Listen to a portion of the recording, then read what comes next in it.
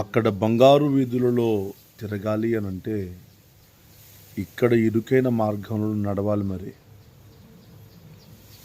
చాలామంది ప్రభు రాకడ కొరకు సిద్ధపరచబడుతున్న బిడ్డలు మీలో చాలామంది ఉన్నారు. మరి అక్కడ అన్ని బంగారు వీధులు ఉంటాయని దేవుని వాక్యం సెలవిస్తుంది.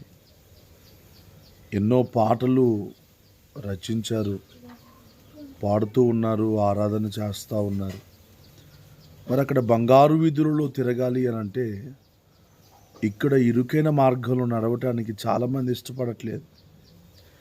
ఇరుకైన మార్గంలో నడవటం నేర్చుకున్న వారే రేపు బంగారు వీధులలో దేవునితో కలిసి సంతోషిస్తారు. బిడ్డలారా, ఈ రోజున లోకంలో మనం చూస్తున్నది ఏంటి అని అంటే జై శ్రీరామ్ అని అనకపోతే మతోన్మాదులు ఉన్నారు, కానీ అల్లాహు అక్బర్ అనకపోతే చంపే ఉగ్రవాదులు ఉన్నారు. కానీ యేసుక్రీస్తును తిట్టిన, సేవకులను కొట్టిన, తిరగబడే క్రైస్తవులు మాత్రం లేరు. నమ్మకమైన బిడ్డలు దేవుని యొక్క కృపలో కలిగి ఉన్నారు. అయితే మరికొంతమంది దేవుని యొక్క కృపకు దూరంగా ఉంటున్న వారు కూడా చాలామంది ఉంటున్నారు. దేవుని వాక్యం లూకా సువార్త 6వ అధ్యాయం 22వ వచనంలో ఇలాగూ తెలియజేస్తూ ఉన్నది. ఏంటి అంటే మనుష్య కుమారుని నిమిత్తం మనుషులు మిమ్మల్ని ద్వేషించి, వెలివేసి, నిందించి, మీ పేరు చెడ్డదని కొట్టివేయునప్పుడు మీరు ధన్యులు అని చెప్పి దేవుని వాక్యం చాలా తేటగా తెలియజేస్తూ ఉన్నది.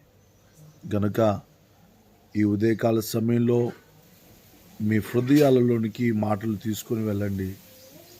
ఇరుకైన మార్గమైన రేపు రాబోయే కాలంలో గడ్డు పరిస్థితే క్రైస్తవ్యానికి కలుగుతూ ఉన్న అరాచకాలు, అన్యాయాలు, వ్యతిరేకతలు, సంఘ విద్వేష శక్తులు రకరకాలుగా ఎన్ని లెగుస్తూ ఉన్న దేవుని పిల్లలంగా ఆయన సందులో మొరపెడుతూ ఇరుకైన మార్గంలో ఆయన వైపు చూస్తూ సాగుదాం.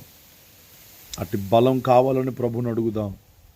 ప్రభువు రాయబోయే కాలం అది మాకు దీవెనకరమైన కాలంగా, మేము సిద్ధపడపోయే కాలంగా, నీ రాకడు కొరకు ఎదురు చూచే కాలంగా ఆ కాలాన్ని చేయ్యా అంటూ ప్రభు సన్నిధిలో ప్రాధేయపడదాం.